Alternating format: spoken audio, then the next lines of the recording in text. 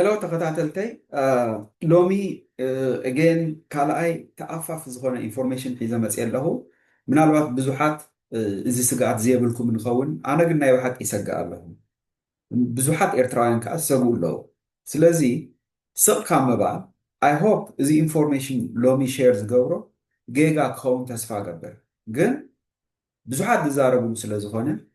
ክንዛረበሉ ናይ ግድን ክኸውን ማለት እዩ ምክንያቱም ዳሕራይ ኣብ ጣዕሳ ክኣቱ ይደሊ ነየ ብዙሓት ኣብ ጣዕሳ ክንኣቱ ኣይንደልን ኢና ኢኖ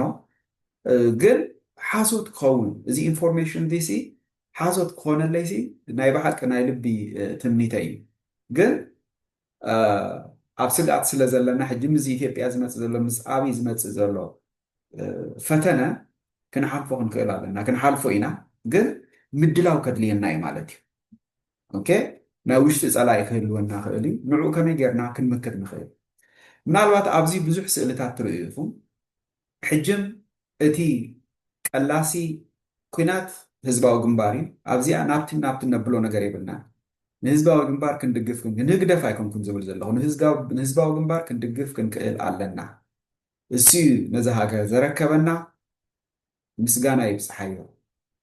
እዚኣ ኢለ እየ ክጅምር ዝደሊ ስለዚ ኣርማ ህዝባዊ ግንባር ኩሉ ሻብ ኣብ ኣእምሮና ክህሉ ኣለዎ ሓደ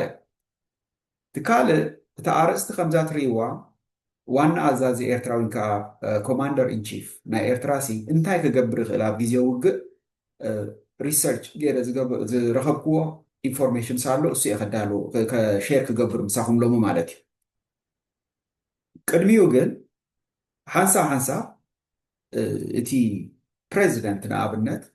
ኣነ ከምቲ ዝተረዳእኒ ኩናት መሪሑ ከም ዘይፈልጥ እዩ እቲ ኤቪደንስ ዘለኒ ማለት እዩ ኢንፋክት ሓንቲ እዋን ኣብ ግዜ ሰላሕታ ወራር ሻድሻይ ወራር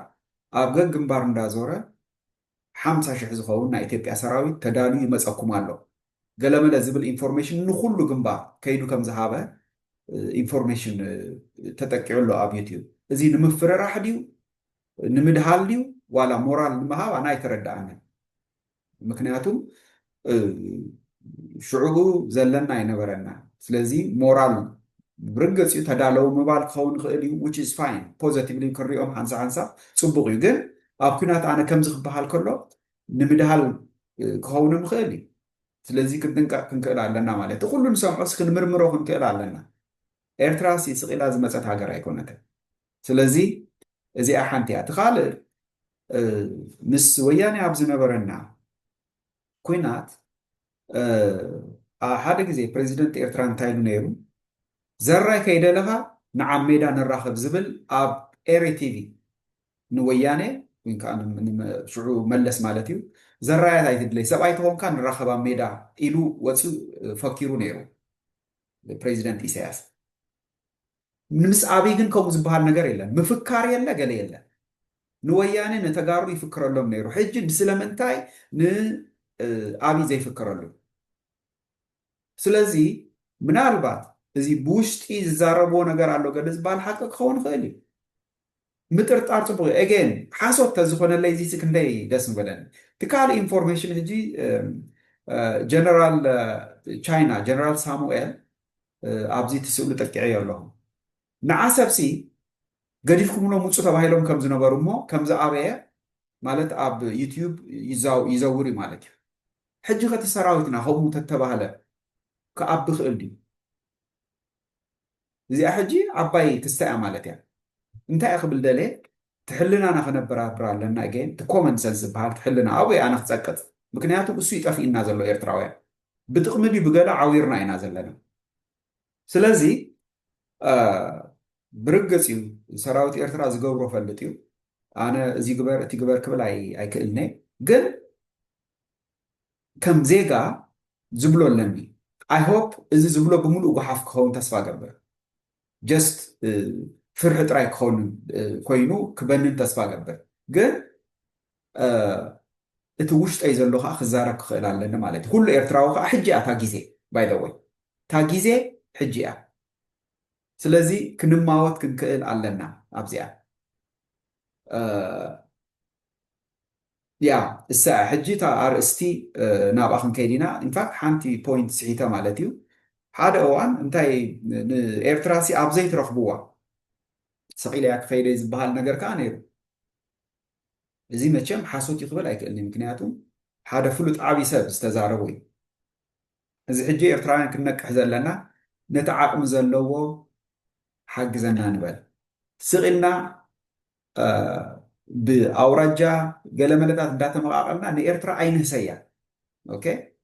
ዓበይቲ ሰባት ንኤርትራ ዝሕለቑ ክመፁ ከለዉ ሃንጎፋ ኢልና ክንቅበሎም ክንክእል ኣለና። ንዕበይ ክንዓቢ ክንክእል ኣለና። ነታ ንደልያ ኤርትራ ክንሃንፅ ተኮይና እዚ ዘይጠቅም ናብቲ እንዳበልካ ብዓደይ ዓድኻ ተፈላሊኻ መፍቶ ፀላኢ ኢና ክንከውን። ስለዚ እዚ ኩሉ ዝበልክዎ ኤጌን መብዛሕትኡ ኣብ ዩቲዩብ ኣሎ ማለት ሓቅነት ክህልዎ ስለዝኽእል ከይህልዎም ስለዝኽእል ግን there is a high chance ሓቅነት ክህልዎ ከም ዝኽእል that's why ክዛረበሉ ተገዲደ ዘለኹ። እቲ ካልእ ፓርላማ ኤርትራ ሕጂ ፓርላማ ኤርትራ ከም ዘይብልና ንፈልጥ ኢና። ኖርማሊ ኣብ ግዜ ኩናት እቲ ፓርላማ ይፅዋዕ። እቲ ፓርላማ ተፀዊዑ ንመላእ ህዝቢ ኣብኡ ከሎ ከዓ ይንገር ማለት እዩ። ሕጂ ግን መን ከም ዝውስና ኩናት ንፈልጥ ኢና ማለት እዩ። ዋና ኣዛዚ ኤርትራ እዩ። ልምድና ኩናት ኣለዎ ዶ መሪሑ ፈልጥ ድዩ ወል መርምሩ ምክንያቱም ሃገር ምምራሕን ኩናት ምምራሕን ሓደ ኣይኮነን። ኣነ ዓቕሚ ናይ ፕሬዚደንት ኢሳያስ የነኣእስ ኣይኮንኩን ዘለኹ ሓያል ዓቕሚ ዘለዎ ኢንፋክት ትተቃወሞ ዘይዕወት ዘሎ ሕጂ መብዛሕትኡ ንመንግስቲ ዝድግፍ ዘሎ ዓቕሚ ዘለዎ ተቃዋማይ ስለዝተሰኣነ እዩ። ነቶም ዓቕሚ ዘለዎም ተገሊሎም ብኣውራጃ ድዩ ብገለ በቃ። ስለዚ ኣብ ቦታና ክንሰርሕ ከለና ንዕወት ማለት እዩ። ሕጂ እቲ ሚሊታሪ ስትራቴጂ መብዛሕትኦም ነዚ ክስታይ ዝገብሩ ዝነበሩ ኣበይ የለዎም ሕጂ። ስለዚ ናይ ብሓቂ ከምቲ ዝዝረብ ከምቲ ዝፍራሕ ፕሬዚደንት ኢሳያስ ንኢትዮጵያ ከረክባ ዝደሊ ተኮይኑ ንኤርትራ then this is the right time ማለት እዩ። ምክንያቱም እቶም ቻለንጅ ክገብርዎ ዝኽእሉ የለዉ ፓርላማ የለን ባዕሉ ክውስን ማለት እዩ። which is ቶም ካልኦት ከዓ ክእዘዝዎ ሕጂ ግን ከም በዓል ጀነራል ሳሙኤል ቻይና ክህሉ እዩ ተስፋይ ማለት እዩ። ምክንያቱም ኤርትራ ስቂላ ዝመፀት ኣይኮነትን ካብ ዓሰብ ገዲፍካ ውፃእ ኣነ ተስፋ ረኪቡለ እየ ዝብል ዘለኹ ኣብዩ እምበር ዓቕሚ ናይ ሰራዊቱ ፈልጥኒ ብጀካ ምጉያይ ብዜካ ንድሕሪት ምጉያይ ካልእ ዝፈልጡ ነገር የብሎም። ብቅድሚት ምጉያይ ከዓ ክትመፅያ ሕጂ ማለት ስቂልካ ተደርገም እቶ ብዝሒ ስለ ዘሎ ብማዕበል ከኣቱ ክእሉ እዮም። ንሱ ሕጂ ሓደ ዓብይ ቻለንጅ ንዓና ምስቲ ዋሕድና ማለት እዩ። ግን ክንዳለወሉ ከዓ ኣለና ማለት እዩ። እቲ ሰራዊት ዝገብሮ ፈልጥ እዩ ብርግፅ ግን ሓደ ዕሱብ ኣብ ውሽጥና ከይህሉ ክንጥንቀቅ ክንክእል ኣለና ማለት እዩ። ስለዚ እቶም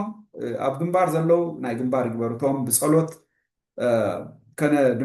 ነድምዕ ንኽእል ኢና ንብል ከዓ ብፀሎት ንክስታይ ንበል። እቶም ብገንዘብ ብኩሉ እዚኣ እታ ግዜ ሕጂ እዚኣ እታ ግዜ ሕጂ እየ ዝብል ዘለኹ ኣነ ናይ ብሓቂ። ስለዚ ኩላትና ኢደ ኢድካ ንበሃሃል ነዚ ሃገር ነድሕና። ኣብዚ ሕጂ ንፕሬዚደንት ኢሳያስ ኣይትእመንዎ ገለ ይኮንኩን ዝብል ዘለኹ ግን ብዙሕ ዝዝረብ ነገር ኣሎ፣ ምልክታት ከዓ ኣሎ። ሕጂ እቲ ምልክታት ናይ ብሓቂ ናይ ሓሶት ምልክት ድዩ ጀስ ፍርሒ ስለ ዘለና እዛ ኤርትራ ሉዝ ክንገብራ ስለዘይንደሊ ድዩ ከምኡ ዝኸውን ዘሎ ወይስ ናይ ብሓቂ ክስታይ ኣለዎ ክንሪኦ ኢና ምስ ግዜ። ብዝኾነ ግን ኤርትራዊ ዝገብሮ ይፈልጥ እዩ። ኣብ ሓደ ንምፃእ እዚ ፍልሊና ገዲፍና ነዚ ሃገር እዚኣ ሉዝ ክንገብራ ዘይንደሊ ተኮይንና ኣብ ሓደ ንምፃእ እዚኣ እታ መልእኽተይና ተ ኦኬ ሶ መራሒ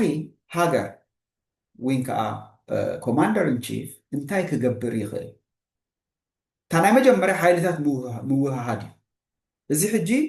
ብዙሓት ብቑዓት ጀነራላት እስቲል ኣለውና።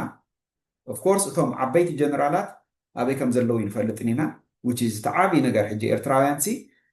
ክንሓትት ዝግባአና ማለት እዩ። ንሓደ ሰብ ክንኣምን ኣይንኽእልን ኢና። ሓይልታት ምውሃድ ሰራዊት ምፅዋዕ ሃገራዊ ኣገልግሎት ምንዋሕ ወተሃደራዊ ስርሒት ቀጥታዊ ምግባር እዚ ኩሉ ሲ ክእለት ናይ በዓል ጀነራል ስብዓት ኤፍሬም ዕቁበ ብርሃ በዓል ጴጥሮስ ሰሎሙን እዚኦም ኣብኡ ተፀሚዶም ዝነበሩ ንክንደይ ኩናት ከዓ ዘፍሸሉ እዮም ብኢትዮጵያ ዝመፀ ማለት እዩ ኢሳያስ ኣብ ከምስታት ኣይነጥፍን እዩ ነይሩ ምናልባት ሃይ ሌቨል ሪፖርት ንዑ ይወሃብ ነይሩ ኸውን መራሒ ስለ ዝነበረ ግን ኣብቲ ኣክቹዋል ኣብቲ ፊልድ ግን ኣይነበረን እዚኣ እቲ ሓቂ ክንዛረብ ንክእል ኣለና ስለዚ ስቃይ ህዝብና ክነዋሕ የብሉን በቃ ይእኸለና ኦፍኮርስ ኢትዮጵያ ሕጂ ዝገበረት ክትገብር እያ ኤጌን ተስፋ ተዘይረክብ እዚ ዝቆልዓ እዚ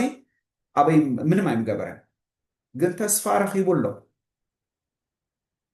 ኦኬ ብሓይሊ ኢያ ክትከውን እምበር ብሕጊ ከም ዘይስዕሩ ኢትስ ኦብቪየስ እቲ ካልእ ስትራቴጂ ምቕማጥ ማለት እዩ ውጥናት ውግእ ምፅዳቅ ኣዘዝቲ ምምዳብ መጥቃዕቲ ወይ መከላኸሊ ምእዛዝ ኤክሰትራ ሶ set strategy approving battle plans assign commanders and order attacks or defense እዚ ሕጂ ናይ ጀነራላት ስራሕ እዩ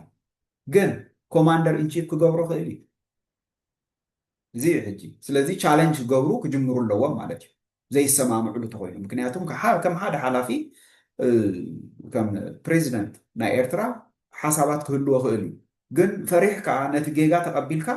ኣብ ክስታይ ኣይተኣቱን ኢኻ ነው ኣብ ጉድጓድ ኣይተኣቱን ኢኻ ስለዚ ቻሌንጅ ክግበር ክኽእል ኣለዎ ምናልባት ዘይከውን ክስታያት ተመፅዩ ማለት እዩ እቲ ካልእ ፀጋታት ምቁፅፃር እዚ ሕጂ ሚኒስትራት ዋላ ስርሖም ዝሰርሑ ዘለዉ ኣነ ኣይመስለንን ምክንያቱም ኣብ ኤሪቲቪ ኣብ ሽንግርዋ እዮም ዝውዕሉ ዘለዉ ብጣዕሚ ዘሕዝን ማለት እዩ ሪኻ እዚ ዝታት እዚ ምልክት እዚ እዩ ናብ ምጥርጣር ዘእትወና ዘሎ ሚኒስተራት ሲ ምስ ኩሉ ዓቕሞም ኮፍ ኢሎም ይውዕሉ ኣለዉ ስብሓት ኤፍሬም ኣበይ ኣሎ ንኣብነት ነዚ ዝሓትት ዋላ ሓደ የለን እሱ ፊሎዞፈር ናይ ኤርትራ እዩ ናይ ኩናት ቅዲ ኣፀቢቑ ዝፈልጥ ቅያ 18 ደቃይቕ ዝመርሐ ዓብይ ሰብ እዩ ኣበይ ኣሎ ነዚ ዝሓትት ኤርትራዊ የለን ዲፕሎማሲ ምምራሕ እዚ ሕጂ እቲ ዓብይ ነገር ክኾንና ዘሎ ምስ ክንደይ ሃገራት ክንደይ ኣላይስ ኣለውና ወይ ከዓ ክንደይ ይዕሩፍ ኣለውና መሓዙት ኣለውና ኦኬ ዋላ ተኽሲ ዶ ምባል እቲ ተኽሲ ምጅማር ሕጂ ብሓደ ሰብ ይኽውሰን ማለት ዲ ኣይ ዶንት ኖ እቶም ትፈልጡ ንገሩኒ ኣነ ግን ናይ ብሓቂ ተሓሳስባ ኣሎ እዚ ንኣህጉራውያን ትካላት ንዛረብ ኣለና ዶ እዚ ሕጂ ብመርሐ እዩ ብፕሬዚደንት ኢሳያስ እዩ ክፀሓፍ ዘለዎ እቲ መልእኽቲ እውን ክስደድ ዘለዎ ብኡ እዩ ሚኒስትሪ ዜና ኣይ ዶንት ቲንክ ነዚ ታስክ ክወስድ ዘለዎ ስለዚ ትሕቶ ዘሎ ምስቲ ድርቅናና ምስ መን ኢና ናይ ዲፕሎማሲ ርክብ ክንገብር እዩ ትሕቶ ዘሎ ፍሌክሲቢሊቲ የለን ሶ ዲፕሎማሲ ክምራሕ ዘለዎ በቲ ፕሬዚደንት እዩ ተኽሲ ዶ ምባል ንኣብነት እቲ ኢኒሽቲቭ ክመፅእ ዘለዎ ብፕሬዚደንት እዩ እዚ ኩሉ ግን ኣይንፈልጥን ኢና ዘለና ዋላ ሓደ ኢንፋክት መብዛሕትኡ ኢንፎርሜሽን ብኢትዮጵያ እዩ ዝመፀና ዘሎ ኢንፋክት ሓደ ንኣምላኽ ዘመስግኖ ነገር ኣሎ እንታይ ኢትዮጵያውያን ኩሉ ይነግሩና ኣለዉ ኦፍኮርስ ኣብ ኩናት ብምስጢር ዝግበር ብዙሕ ነገር ኣሎ ኣይሆፕ እሱ ክኾነልና ንኤርትራውያን ምክንያት ምናልባት ንዓብ ዓወት ዘብፅሓና ምስ እንድዩ ግን ብምስጢር ዝተሓዝ ኣሎ ብምስጢር ዘይተሓዝካ ኣሎ ሕጂ ንኣብነት ኤርትራዊ ክተት ዝበሃል ኣነ መኣወጅኩ ንኣብነት ማለት እዩ ብሃገራዊ ደረጃ ምክንያቱም እዚ ቀሊል እስታይ ኣይኮነን ኮርስ ዓቕሚ ናይ ኢትዮጵያ ንፈልጦ ኢና ብዙሖም ግን ስቲል ከስጋአና እዩ ስለዚ ንፀላኢ ኣቃሊልካ ክረአይ ኣይከኣል ብሕልፊ ኣብዚ ዘመን እዚ ማለት እዩ ንዜጋታቱ ብድሮን ዘቃፅል ዝነበረ ሰብ እዩ ዝኣብ ኣእምሮ ዘይብሉ ሕልና ዘይብሉ ሰብ እዩ ንኤርትራውያን ዳ እሞ ዋይና ኦኬ እታ ምርጫ ከዓ ትመፀላ ንዓኣ ኣይ ሆፕ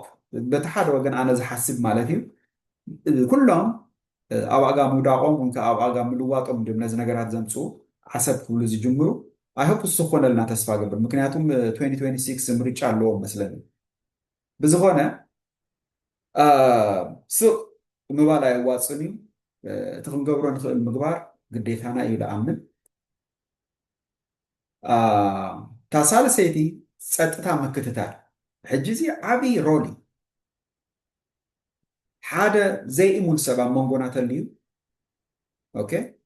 ነገር ተወዲኣ ማለት እዩ ኦፍኮርስ እቲ ምስጢራዊነት ኣብ ዝሰርሕ እንድዩ ግን ኩሉ ብምስጢር ኣይትዕቅቡን ኢኻ ምክንያቱም እቲ ህዝቢ ይሻቐል እዩ ብሕልፊ እቲ ኤርትራዊ ከምቲ ንፈልጦ ማለት እዩ ሶ ታይትኒንግ ቦርደር ኮንትሮል ሕጂ ንኣብነት እዚ ሕጂ ክፉት እዩ ዘሎ እቲ ቦርደር ምስ ትግራይ ኦፍኮርስ እዚ ከም ኣድቫንቴጅ ክውሰድ ይኽእል እዩ ንሕና እውን ክንኣቱ ንኽእል ኢና ሓደ ፅቡቕ ነገር እዩ ግን ፀጥታ ምክትታል ስራሕ ፕሬዚደንት እዩ ብማሓውራቱ ገይሩ ማለት እዩ ግን ኩሉ እመን ዶ ዋላ ሱስ ይእመን ዶ እዚ ሕጂ ዓብይ ነገር እዩ ምክንያቱም ኣነ ሓቂ ዘረባ ክስታይ ትብለኒ ንሕና ሲ ስኑር ኢናዮ ንፈልጥን ኢና ኖ ግን ኣብ ኢትዮጵያ ከይዱ ከሎ 32 ስኑ ተራእዩ ደረቱ እንዳወቕዐ ሕጂ እዚ ኣፍ ልቡ እንዳወቕዐ ዝበሎ ንፈልጥ ኢና ምሽ ነዚኣ ሕጂ ኣቃሊልካ ዝርኢ ብዙሕ ሰብ ኣሎ ግን ንኤርትራ እዚ ህዝቢ እዚ እንዳበለ ንኢትዮጵያ ከዓ ከም ክስታይ ዝብል ተኮይኑ ዓብይ ሕቶ እዩ እዚ እዚኣ ዝዛረብ ዘለኹ ናይ ሞትን ሕየትን እያ ኣብዚኣ እዩ ኩሉ ክኸትት ዘለዎ ብፒሮ ድዩ ዋላ ብሳንጃ ኩሉ ሰብ ኣብዚ ሕጂ ክኸትት ዘለዎ ብሓፂሩ ምክንያቱም እታ ንፈትዋ ሃገርና ክንስእና ንኽእል ኢና ኤጌን ሓሶት ክኾነለይ ናይ ልቢ ትንቢተ እዩ ግን ዩነበር ኖ እቲ ካልእ ስጋኣት ከዓ ከምቲ ቅድሚ ሕጂ ዝበልክዎ እቲ ፓርላማ ዝበሃል የለን ኢትስ ኖት ፈንክሽናል ኤርትራ ኣዝያ ማእከላዊት ስለ ዝኾነት እዚ ውሳኔታት ብቁልጡፍን ብሓደ ወገንን ክውሰድ ይከኣል ይሲ ሕጂ ሓደገኛ ኩነታት እዩ ማለት እዩ ምክንያቱም ዋላ ቃል ኣምላኽ ከማ እንታይ ዝብል ብዝሒ ኣማኸርቲ ተልዮምካ ንሃገር ድሓን ይመፅእ ሓደ ሰብ ጥራይ ካብ ላዕሊ ናብ ታሕቲ ተኮይኑ ግን ኢትስ ቻሌንጅ ዓብይ ቻሌንጅ መኸርቲ ናይ ባሓቂ ኣለዎ ድዮም ሓደ መኻራይ ስቂሉ ንዑ ዝሰምዕ እሺ እሺ ዝብል ተኮይኑ ኣብ መኸርቲ ባይዘወይ እሶም እዮም ዘቕንዑ ራይት እቲ መራሒ እቲ ፕሬዚደንት ክሰምዕ ክኽእል ኣለዎ ንኣብነት ዋላ ኣብይ ከማን ኣብ ማኸርቲ ህልዎ እዮም ካባና ከይሓሸ ይተርፍን እቶም ኣብ ማኸርቲ ፃዓዱ ክኾኑ ይኽእሉ እዮም ይነበር ነው ብዝኾነ ኣብዚኣ ክውድኤታ ናይ ሎሚ ሕፅር ኢላ እያ ግን ኣትሊስት እቲ ብልበይ ዘሎ ከውፅእ ኣለኒ ምክንያቱም በዚ ነገር እዚ ክንሓምም ኣይኮናን እቲ ዓወት ናይ ግድን እዩ ናትና እንዲ ክኸውን ግን ከኽፍለና ይኽእል እዩ ስለዚ ንዑ ከመይ ጌርና ኣቨርት ንገብር መቸም ኣምላኽ ይፈልጦ እቶም ናይ ሚሊታሪ ስትራቴጂ ክኢላታት ኣብ ኤርትራ ዘለው ይፈልጥዎ እዮም ነዚ ጉዳይ እዚ ንሕና ግን ከም ተራ ሰብ ክንጭነቕ ናይ ግድን እዩ ምክንያቱም ንሰምዖ ዋላ ሓደ ነገር የለን ናይ ፍልጠት ጉዳይም ኣሎ ምስ ሚሊታሪ ዝተተሓሓዘ ኣይ ሆፕ ፕሬዚደንት ኢሳያስ ብመራሕቲ ጅግንነት ተኸቢቡ ክውዕል ተስፋ ገብር ንዕኦም እንዳሰምዐ ናቱ ሓሳቦም እንዳሃበ እንዳተመያየጡ ነዚታት ክገብሩ ተዘይኮይኑ ሕጅም ኢትዮጵያ ኢትዮጵያ ኢትዮጵያ ዝብል ተኮይኑ ዊል ቢ ኢን ትራብል ዘያ ዝብል ዘለኹ ያ ቴንኪዩ ስለ ሰማዕኹም